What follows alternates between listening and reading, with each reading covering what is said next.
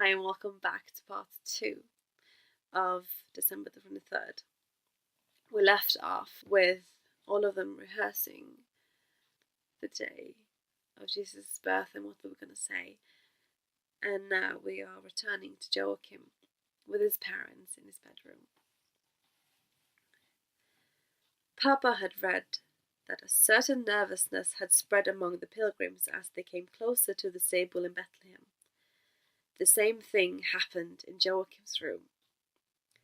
There must be only one advent calendar like this in the whole world, said Papa, and we're the only people to have been given it. Mama nodded, and the real Christmas night happened only once, but that night spread Christmas across the whole world. That's because the glory of heaven spreads so easily, said Joachim. I think it must be infectious. There was still a lot to do before Christmas. The family tradition was that after Mom and Papa decorated the tree in the evening of the 23rd, after Joachim had gone to bed, then everything would be ready for Christmas. Afternoon came. Mama set the table and she put out all the good things they had to eat, including the big marzipan cake. The clock was striking 7 when the doorbell rang.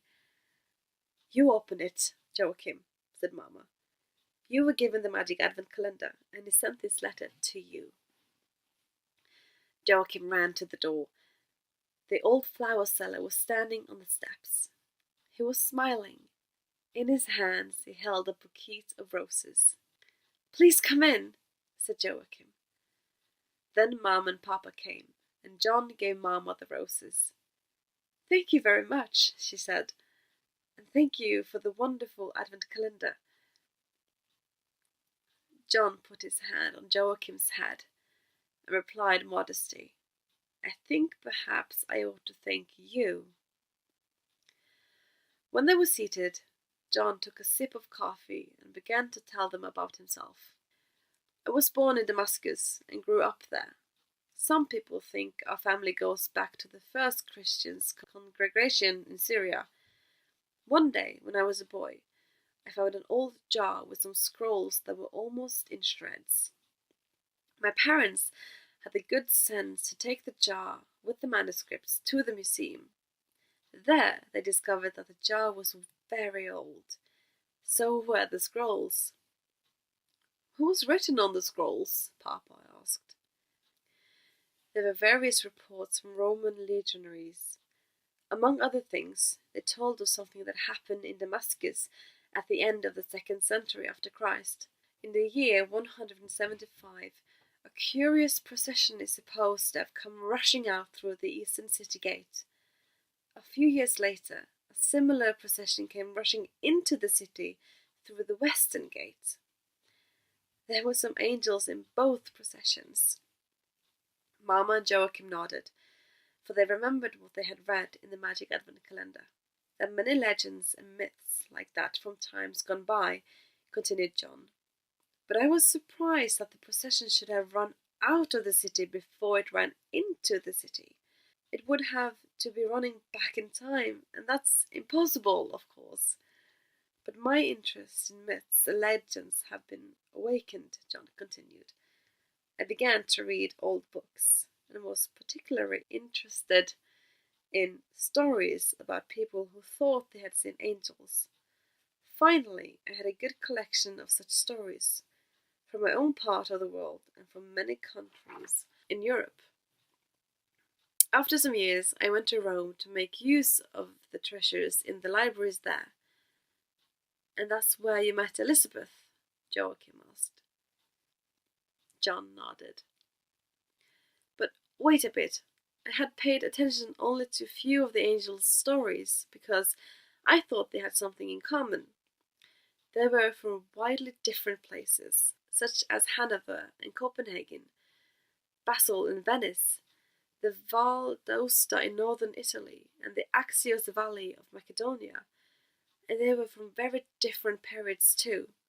The earliest story was from Capernaum in Galilee, and the latest was from Norway. That happened on a country road outside Halden as recently as 1916. "They're vintage cars," said Joachim. Of course, there are very few people who believe such stories these days. All the stories I had collected indicated that the sight of the little girl and the angel had lasted only a second or two. But when I compared the stories from Halden, Hanover, and Hamelin with the stories from Aosta, Axios, and Capernaum, well, those stories became quite remarkable. The old man sat lost in thought for a while. "Something that is mysterious for 1 second is often quite quenched like an empty oil lamp in the next," he said. "Yet, if only we turn our heads in another direction, a new light may be lightened there, for we cannot take in what is sacred in the same way as we pick up stone from the ground and put it in our pocket. Angels waft down unseen. They don't fall into the middle of the market square." "What happened to the young woman in the photo?" asked Papa. John sighed. Joachim thought he saw a tear in the corner of his eye. In any case, he raised his hand there. "Once," he said, "many, many years ago, I met a young woman in Rome. It was a meeting which lasted only a few weeks, but I became very fond of her." "Tell us about it," said Papa. "She called herself Tebasil and was very secretive. She said she had probably been born in Norway, but she had grown up among shepherds and sheep farmers in Palestine. She spoke fluent Arabic, and the name Tebasil sounded Palestinian, although it could just as easily have been Italian." "But it's Elizabeth backwards!" exclaimed Joachim. John nodded. "Yes, you are very sharp. People don't usually spell their names backward." "Go on," begged Papa.